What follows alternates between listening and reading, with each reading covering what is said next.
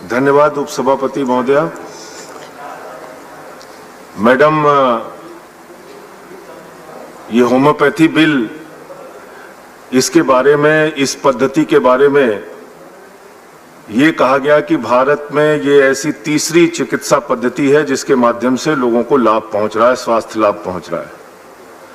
और आयुष मंत्रालय की रिपोर्ट है मैडम कि 26.3% की दर से प्रतिवर्ष इस चिकित्सा पद्धति का ग्रोथ हो रहा है, यानी होम्योपैथी को अपनाने की जो स्वीकार्यता है वो 26.3% हर साल हिंदुस्तान में बढ़ रही है। लेकिन जब बजट अलॉट करती है सरकार, 2122 करोड़ रुपए का टोटल बजट है आयुष मंत्रालय का, लेकिन उसमें से मात्र होम्योपैथी के लिए 138 करोड़ रुपए का बजट निर्धारित किया गया है, जो इस चिकित्सा पद्धति को देखते हुए बहुत कम है। इस बजट को बढ़ाया जाना चाहिए।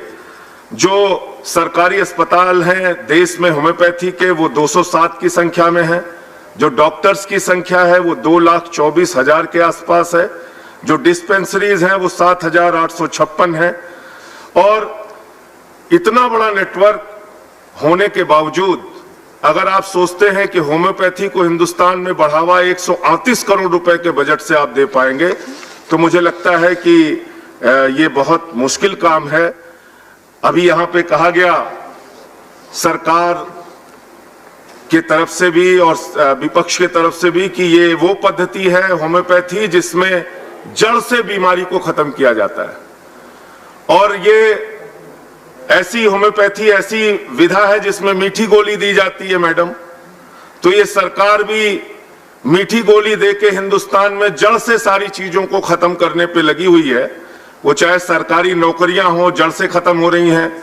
हिंदुस्तान में रोजगार जड़ से खत्म हो रहा है। हिंदुस्तान में नफरत की राजनीति लगातार बढ़ रही है।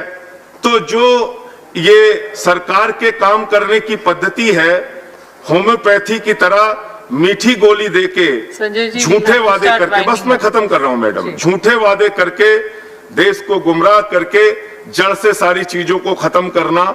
और आज मैं मैडम आपके सामने बोल पा रहा हूं, मेरा सौभाग्य है। आपको इस चेयर पे देख के मुझे प्रसन्नता हो रही है।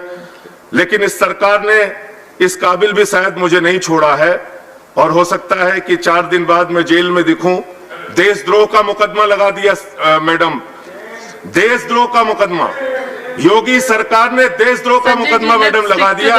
क्या इस सदन में बैठने वाला सदस्य देशद्रोही है? मैं इस सरकार से पूछना चाहता हूं, अगर मैडम हम देशद्रोही हैं तो मुझे उठा के जेल में डाल दिया जाए। इस देश के सर्वोच्च सदन में बैठ के एक देशद्रोही आपके सामने बोल रहा है, मुझे जेल भिजवाइए। मैं अपनी बात को समाप्त करता हूं। धन्यवाद।